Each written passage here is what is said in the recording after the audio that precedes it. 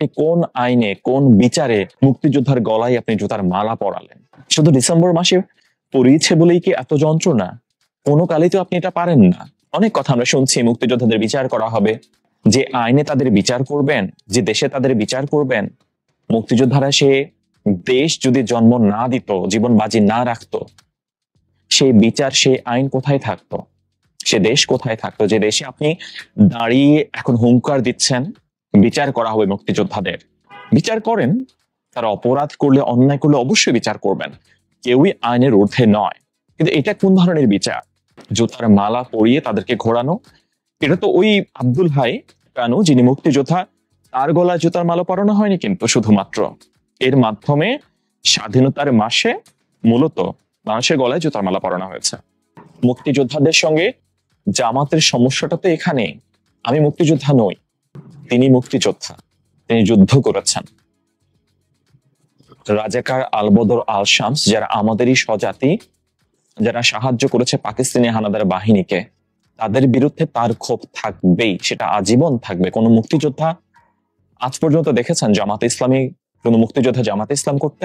71 সালে যারা যুদ্ধ করেছেন জীবন বাজি রেখে, তারা কি জামাতে ইসলাম করছেন? হ্যাঁ, তাদের সঙ্গে কাটছড়া বাধা হচ্ছে। বিএনপিতে প্রচুর মুক্তিযোদ্ধা রয়েছেন, বিএনপির সঙ্গে জামাতে ইসলাম 4 দলীয় ঐক্য জোটের সরকার পরিচালনা করেছে, কিন্তু কোন মুক্তিযোদ্ধাকে দেখেছেন তারা জামাতে ইসলাম করতে? বিজয়ের মাস 1971 মহান মুক্তিযুদ্ধে অবিস্মরণীয় বিজয়ের মাধ্যমে জন্ম হয় বাংলাদেশের। যে মুক্তিযুদ্ধ শুধুমাত্র মুখের কথায় হয়নি, যে মুক্তিযুদ্ধে পাকিস্তানি হানাদার বাহিনী বাংলাদেশে 30 লাখ মানুষের জীবন নিয়েছে, লাখ লাখ মা বোনের ইজ্জত লুটেছে, বাংলাদেশটাকে পুরো, মানে পূর্ব পাকিস্তানকে পুরো ধ্বংস করে দিয়েছে। তাদের বিরুদ্ধে যারা বীর দর্পে যুদ্ধ করেছেন, প্রতিরোধ গড়ে তুলেছেন, মুক্তিযোদ্ধা তারা বাঙালির শ্রেষ্ঠ সন্তান। একজন মুক্তিযোদ্ধা কোনোভাবেই অন্য কারো কাছে বড় কোনোভাবেই তিনি হতে পারেন না, কোনোভাবেই না। যে ভূপৃষ্ঠে দাঁড়িয়ে এই মুহূর্তে আমি কথা বলছি, যে ভূপৃষ্ঠে দাঁড়িয়ে, ভূপৃষ্ঠে বাস করে আপনি আমার ভিডিও দেখছেন, আমরা সবাই সেই মুক্তিযোদ্ধাদের কাছে চিরঋণী। ব্যক্তিগতভাবে আমাদের অর্জন অনেক হতে পারে, হয়তো আমরা যেমন সাকিব আল হাসান বিশ্বসেরা অলরাউন্ডার তিনি, কিন্তু একজন বাংলাদেশি, একটা স্বাধীন ভূপৃষ্ঠ, স্বাধীন দেশ, পতাকা, আত্মপরিচয় না পেলে সাকিব আল হাসান কি পারতেন? যে স্বাধীন সার্বভৌম দেশ না পেলে আমরা কি পারতাম? যেমন বাবা মায়ের কথা বলি, বাবা মা যদি সন্তান জন্ম না দেন, আমরা অনেকে হয়তো দেখেন, আমার বাবা হাই স্কুলের হেডমাস্টার ছিলেন, আমি সাংবাদিকতা করছি, আমার বাবাকে তার এলাকার কিছু মানুষ চেনেন, আমি যেহেতু আমার পেশাগত কারণে আমাকে আমার বাবার চাইতে অনেক বেশি মানুষ চেনেন, কিন্তু আমি কি আমার বাবাকে ছাড়িয়ে যেতে পেরেছি? আমি কি আমার বাবাকে অস্বীকার করব যে আমার বাবাকে আমার চাইতে বেশি মানুষ চেনেন না, আমি বড় হয়ে গেছি? কিন্তু আমার বাবা যদি আমাকে জন্ম না দিতেন, তাহলে কি আমাকে যদি 1000 মানুষও চেনেন, সে সুযোগ কি আমি পেতাম? এই জীবন কি আমি পেতাম? পেতাম না। 1971 মহান মুক্তিযুদ্ধে বীর মুক্তিযোদ্ধারা যদি তাদের জীবন বাজি না রেখে পাকিস্তানিদের বিরুদ্ধে যুদ্ধ না করত, তাহলে কি একটি স্বাধীন সার্বভৌম দেশের সৃষ্টি হতো? অনেক অনেক মুক্তিযোদ্ধা মারা গেছেন, অনেক মুক্তিযোদ্ধা তারা যোদ্ধা হতো, 7 জন বীরশ্রেষ্ঠের কথাও আমরা জানি। কিন্তু এই বিজয়ের মাসে স্বাধীন দেশে একজন বীর মুক্তিযোদ্ধার গলায় জুতার মালা পরানো হলো, পুরো গ্রাম তাকে ঘোরানো হলো, মাফ চাওয়ানো হলো, তারপর গ্রাম ছাড়া করার হুঁশিয়ারি দেয়া হলো, হয়তো তাকে গ্রামও ছাড়া করা হয়েছে। আজকে কয়দিন হলো আমরা বিজয় দিবস পালন করলাম? 16 ডিসেম্বর বিজয় দিবস পালন করেছি, আজকে 23 ডিসেম্বর। সপ্তাহ বের হয়েছে, এরই মধ্যে আমরা এ ধরনের ঘটনার সাক্ষী হলাম। আমাদের রাজনৈতিক পরিচয় যাই থাকুক, কেউ বিএনপি, আওয়ামী লীগ, জাতীয় পার্টি, ছাত্র জনতার যেই নাগরিক কমিটি, নাগরিক শক্তি যাই হোক না কেন, আমরা যে কথা বলতে পারছি, নতুন বাংলাদেশের স্বপ্ন দেখছি, রাষ্ট্র সংস্কারের কথা বলছি। কোন রাষ্ট্র সংস্কার করার কথা আপনি বলছেন? যে রাষ্ট্র 1971 সালে সৃষ্টি হয়েছে। যেমন আমার এই মোবাইলটার হয়তো ব্যবহার করছি, 2 বছর ব্যবহার করার পরে আমার এই ফোনটার ডিসপ্লে নষ্ট হয়ে গেছে। এখন আমি ফোনটার ডিসপ্লে নতুন করে চেঞ্জ করে লাগাবো। এখানে ডিসপ্লে আমার খারাপ হয়ে গেছে, নষ্ট হয়ে গেছে। এখন আমি যে ডিসপ্লেটা এখানে ইনস্টল করব, কোথায় করব? সে তো পুরনো ফোনেই করব। ডিসপ্লেটা আমার নষ্ট হয়েছে, ফোনেই তো আমি ডিসপ্লেটা ইনস্টল করব। ফোনে যদি আমার না থাকে, আমি কি ইনস্টল করতে পারবো কিছু? পারবো না। এখন ডিসপ্লে নষ্ট হয়েছে বলে ফোনকে আমি যত গালাগালি করি না কেন, ফোনের অস্তিত্বকে আমি অস্বীকার করতে পারবো? ফোন যদি না থাকে, আমি যত ভালো ডিসপ্লে লাগাই না কেন, ধরেন মাদারবোর্ডে যদি না থাকে, যত ভালো ডিসপ্লে কাজ করবে, ফাংশন করবে? করবে না। 71 সালের মহান মুক্তিযুদ্ধে মুক্তিযোদ্ধারা তাদের জীবন বাজি রেখে যদি আমাদেরকে একটি স্বাধীন বাংলাদেশ না দিত, যে রাষ্ট্র সংস্কারের আওয়াজ উঠেছে, সেই রাষ্ট্রকে আপনি সংস্কার করতে পারতেন? যে নতুন বাংলাদেশের স্বপ্ন আমরা দেখছি, আমাদের দেখানো হচ্ছে, সেই নতুন বাংলাদেশ, দেখেন টার্মটা হচ্ছে কি নতুন বাংলাদেশ।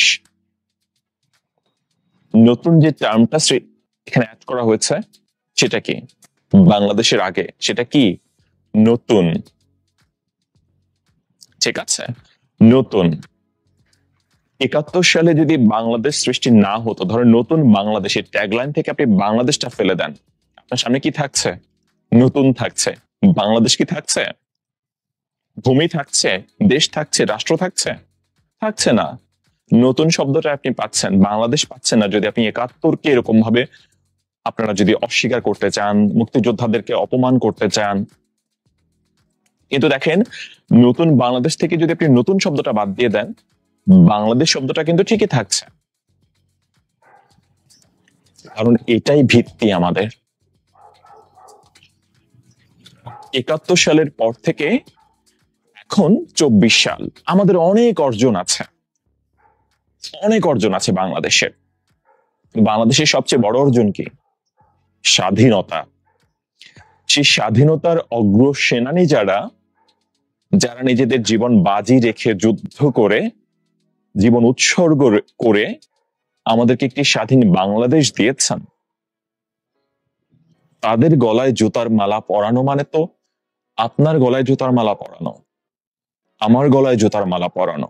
শুরু দিকে যেমন বলছিলাম, আমার বাবা যদি আমাকে জন্ম না দিত, আমি ফ্লারিশ হতাম না, আমি বড় হতাম না। আমার বাবা ভুল করতে পারেন, তাই বলে কি আমরা আমাদের বাবাদের গলায় জুতার মালা পরাবো? যদি খুব বড় ভুল করে থাকেন, রাষ্ট্র তার বিচার করবে, আইন তার বিচার করবে। স্বাধীন দেশের একটি আইন রয়েছে, সংবিধান রয়েছে, আইন তার বিচার করবে। আপনি কোন আইনে, কোন বিচারে মুক্তিযোদ্ধার গলায় আপনি জুতার মালা পরালেন? শুধু ডিসেম্বর মাসে পড়িয়েছে বলেই কি এত যন্ত্রণা? কোনো কালেই তো আপনি এটা পারেন না। অনেক কথা আমরা শুনছি, মুক্তিযোদ্ধাদের বিচার করা হবে, যে আইনে তাদের বিচার করবেন, যে দেশে তাদের বিচার করবেন। মুক্তিযোদ্ধারা সে দেশ যদি জন্ম না দিত, জীবন বাজি না রাখতো, সেই বিচার, সেই আইন কোথায় থাকতো? সে দেশ কোথায় থাকতো যে দেশে আপনি দাঁড়িয়ে এখন হুঙ্কার দিচ্ছেন বিচার করা হবে মুক্তিযোদ্ধাদের? বিচার করেন, তারা অপরাধ করলে, অন্যায় করলে অবশ্যই বিচার করবেন, কেউই আইনের ঊর্ধ্বে নয়। কিন্তু এটা কোন ধরনের বিচার? জুতার মালা পরিয়ে তাদেরকে ঘোরানো। এটা তো ওই আব্দুল হাই কানু, যিনি মুক্তিযোদ্ধা, তার গলায় জুতার মালা পরানো হয়নি কিন্তু শুধুমাত্র, এর মাধ্যমে স্বাধীনতার মাসে মূলত বাংলাদেশের উপরেই মানুষের গলায় জুতার মালা পরানো হয়েছে। এটা আমরা যদি উপলব্ধি না করি, এটা তাহলে আমরা ফিল করবো না তো কোনোভাবেই। যদি আমরা উপলব্ধি না করে, আমরা বুঝতে পারবো না কোনোভাবেই। আমাদের শরীরে এখন অনেক জোশ, আমরা তরুণ, আমরা একটি নতুন বাংলাদেশ গড়ে ফেললাম, রাষ্ট্র সংস্কার করব।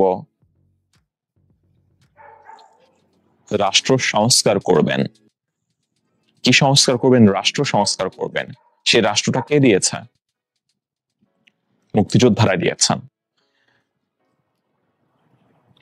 এই ভিডিওটা করতে গিয়েও আমার আসলে খারাপ লাগছে। আমি জানি অনেকেই আহত হবেন, অনেকেই এখন নানান মতবাদে চলে গেছেন, নানান ধরনের আমাদের মধ্যে অনেক বিভক্তি রয়েছে। বিভক্তি থাকবেই, গণতন্ত্রের এটাই সৌন্দর্য, বিভক্তি থাকবে। কিন্তু আপনি যদি আপনার দেশের যারা বীর মুক্তিযোদ্ধা তাদের যদি আপনি অপমান করেন, এভাবে অপদস্থ করেন, সেটা কোন রকম অর্থ বহন করে না। প্রধান উপদেষ্টা ডক্টর মোহাম্মদ ইউনূস সাহেবের প্রেস উইং থেকে এরই মধ্যে এটা নিয়ে প্রতিবাদ জানানো হয়েছে, নিন্দা জানানো হয়েছে। আমি চাইবো যে এই ঘটনার যেন সুষ্ঠু বিচার হোক। জানেন অবশ্য বিচার হবে কিনা। মব জাস্টিস যেভাবে বাড়ছে, যেভাবে পারছে, যা মন চাইছে করছে। আজকে আমার উপরে, আপনার উপরে যে কোনো কিছু একটা অপবাদ দিয়ে 10-15 জন এসে আপনাকে মেরে ফেলতে পারে। ঘটছে ধরনের ঘটনা, নাম দিয়ে দেবে মব জাস্টিস। আর কতদিন চলবে এটা? 5ই আগস্ট শেখ হাসিনা বিদায় নিয়ে গেছে বাংলাদেশ থেকে। এখনো যদি এগুলো চলমান থাকে, 5 মাস হতে চললো। এটা নিন্দনীয়, অপমানজনক, দুঃখজনক, এবং এটা আমাদের দেশের জন্য, রাষ্ট্রের জন্য হতাশাজনক। আর কতবার নিজেদের বুকের তাজা রক্ত ঢেলে দিয়ে তরুণেরা মুক্তি চাইবে? 71-এ যে দেশটা মুক্তিযুদ্ধের মধ্য দিয়ে জন্ম নিল, মুক্তিযোদ্ধাদের অবদানের বিনিময়, 24-এ এসে তাদের গলায় জুতার মালা পরানো হচ্ছে। 24-এ যারা বীর সেনানী ছিলেন, যারা অগ্রজ ভূমিকা পালন করেছেন, তারা কি সম্মান পাবেন?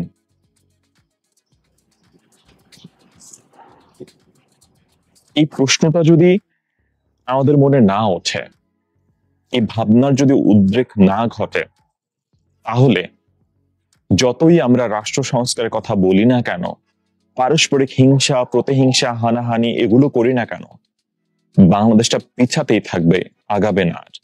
যে এগিয়ে নেওয়ার স্বপ্ন, একসাথে থাকার স্বপ্ন দেখিয়ে আমরা আগাচ্ছি সামনে।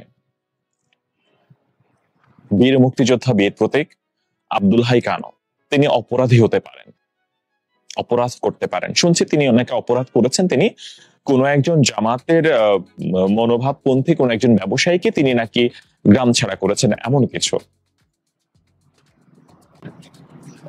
মুক্তিযোদ্ধাদের সঙ্গে জামাতের সমস্যাটা তো এখানে। আমি মুক্তিযোদ্ধা নই, তিনি মুক্তিযোদ্ধা, তিনি যুদ্ধ করেছেন। রাজাকার, আলবদর, আল শামস, যারা আমাদেরই স্বজাতি, যারা সাহায্য করেছে পাকিস্তানি হানাদার বাহিনীকে, তাদের বিরুদ্ধে তার ক্ষোভ থাকবেই, সেটা আজীবন থাকবে। কোন মুক্তিযোদ্ধা আজ পর্যন্ত দেখেছেন জামাতে ইসলামী, কোন মুক্তিযোদ্ধা জামাতে ইসলাম করতে? 71 সালে যারা যুদ্ধ করেছেন জীবন বাজি রেখে, তারা কি জামাতে ইসলাম করছেন? হ্যাঁ, তাদের সঙ্গে কাটছড়া বাধা হচ্ছে। বিএনপিতে প্রচুর মুক্তিযোদ্ধা রয়েছেন, বিএনপির সঙ্গে জামাতে ইসলাম 4 দলীয় ঐক্যজোটের সরকার পরিচালনা করেছে, কিন্তু কোন মুক্তিযোদ্ধাকে দেখেছেন তারা জামাতে ইসলাম করতে?